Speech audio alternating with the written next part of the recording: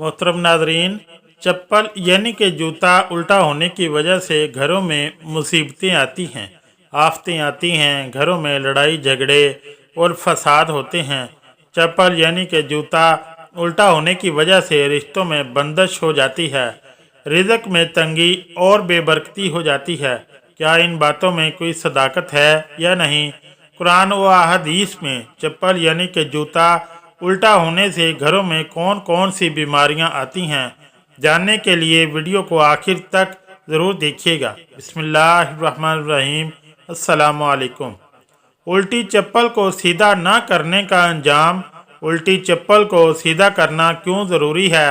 मोहतरम नाज़रीन, आइए सब मिलकर पढ़ते हैं अल्हम्दुलिल्लाह। एक बार फिर पढ़ें अल्हम्दुलिल्लाह। एक बार फिर पढ़ें अल्हम्दुलिल्लाह। आप सोच रहे होंगे कि 3 बार मैंने आपको अल्हम्दुलिल्लाह क्यों पढ़ने को कहा है। इसलिए कि अल्लाह पाक का एहसान अजीम है कि इस पाक ज़ात ने हमें इंसान पैदा किया, अशरफुल मखलूक़ात पैदा फरमाया। अल्लाह पाक ने सिर्फ इंसान को लिबास पहनने का शर्फ और शाऊर बख्शा है। लिबास में कपड़े पहनना, सतर ढांपना, जूते पहनना, ये सब अल्लाह की तरफ से दिए हुए शाऊर का नतीजा है कि हम लिबास भी पहनते हैं, जूते भी। लेकिन अल्लाह पाक ने हमें बता दिया कि ज़िंदगी कैसे गुजारनी है, क्या खाना है, क्या नहीं खाना, कैसे सोना है, कैसे नहीं सोना, कैसे नहाना है और कैसे नहीं नहाना।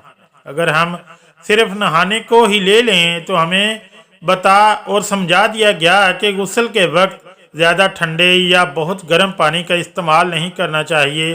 गुस्ल के वक्त सबसे पहले दिमाग पर बहुत ठंडा पानी या बहुत गर्म पानी नहीं डालना चाहिए।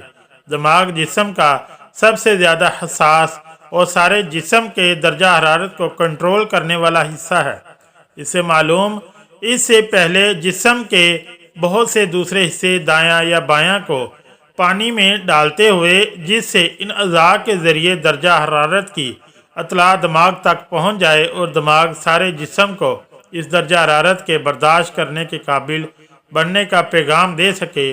अगर गर्मी के दिनों में ठंडा पानी दिमाग पर डाला जाए तो ज़ुकाम होने का, और अगर सर्दियों के दिनों में पहले दिमाग पर डाल लिया जाए तो बेचैनी होने का इम्कान बढ़ जाता है। इससे मुफीद तर है कि बुरा असर पड़ता है।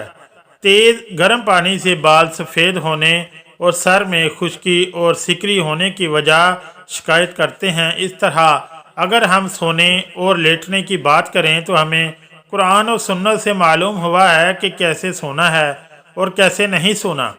हज़रत इब्ने तफ़ा अल-गारी रज़ियल्लाहु ताला अन्हु फरमाते हैं कि मुझे मेरे वालिद ने बताया कि रसूलुल्लाह सल्लल्लाहु अलैहि वसल्लम एक ग्रोह में गए, वहाँ रात को ठहरे। रसूलुल्लाह सल्लल्लाहु अलैहि वसल्लम रात को निकले तो आप सल्लल्लाहु अलैहि वसल्लम ने मुझे पेट के बल लेटे हुए पाया तो अपने पाँव मुबारक से मुझे ठोकर मार दी। मैं उठा तो आप सल्लल्लाहु अलैहि वसल्लम ने फरमाया, मैं इस तरह ना लेटूं, क्योंकि इस तरह जहन्नम वाले लेटते हैं। सोने का एक अदब ये है कि नंगे बदन नहीं सोना चाहिए। बाद बच्चे कपड़े उतार कर सोते हैं, ये आदत अच्छी नहीं और हया के ख़िलाफ़ है। ख़ास तौर पर जब लोगों के दरमियान सोएं तो बुरी बात है। अगर बहुत ज़्यादा गर्मी लगे या ज़रूरत हो तो बारीक कुर्ता पहन लेना चाहिए, मगर नंगे बदन सोने से बचना चाहिए। अगर लोग बैठे हुए हों तो इनके दरमियान भी नहीं सोना चाहिए। रसूलुल्लाह सल्लल्लाहु अलैहि वसल्लम ने मना फरमाया, इससे लोगों को तकलीफ़ होती है। ऐसी छत पर भी नहीं सोना चाहिए जिसकी मुंडेर ना हो। रसूलुल्लाह सल्लल्लाहु अलैहि वसल्लम ने ऐसे आदमी से बेजारगी का इजहार फरमाया है। इसकी वजह यह है कि बाज़ औक़ात नींद में आदमी को एहसास नहीं होता और किसी वजह से वो गिर जाता है। इसलिए ही हिफाजत की वजह से ऐसी छत पर नहीं सोना चाहिए। मोहतरम नाज़रीन, चप्पल यानी कि जूता उल्टा होने की वजह से घरों में मुसीबतें आती हैं, आफतें होती हैं, घरों में लड़ाई झगड़े और फसाद होते हैं। चप्पल वगैरह के जूता उल्टा होने की वजह से रिश्तों में बंदिश हो जाती है और रिज़्क में तंगी और बेबरकती हो जाती है। क्या इन बातों में कोई सदाकत है या नहीं?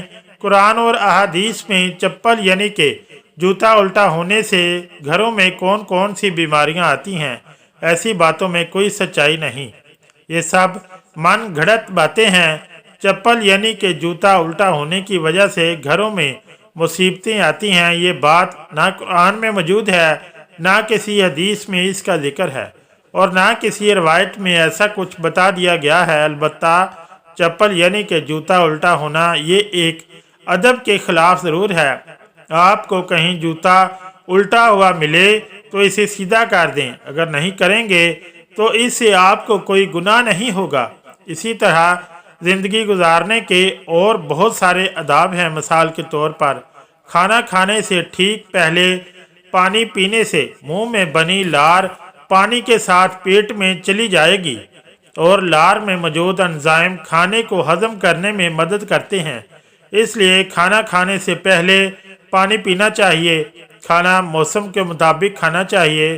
गर्मी में ठंडक और सर्दी में हरारत अता करने वाली चीज़ें हैं, इन्हें भरपूर मकदार में और खूब चबा कर खाना चाहिए। हमेशा खुश रहना चाहिए। गुस्सा, लालच और हसद, रकाबत वगैरह और दीनी जज्बात की हलावत में खून में जहरीले अनासर बढ़ जाते हैं जो सेहत के लिए नुकसानदेह हैं।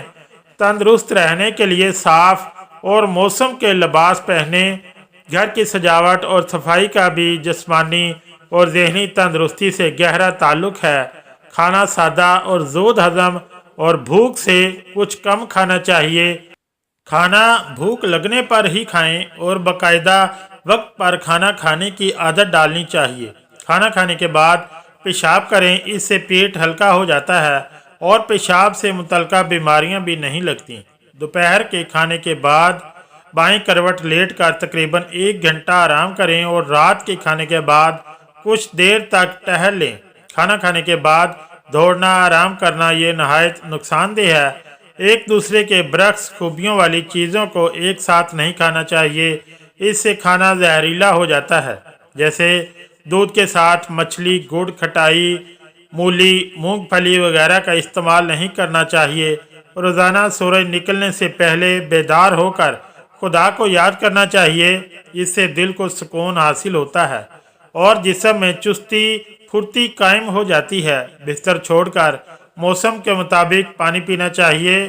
खुली हवा में थोड़ी देर तक ठहरना चाहिए, इससे रफ़ा हाजत का जोर बढ़ता है और मैदा ठीक होता है।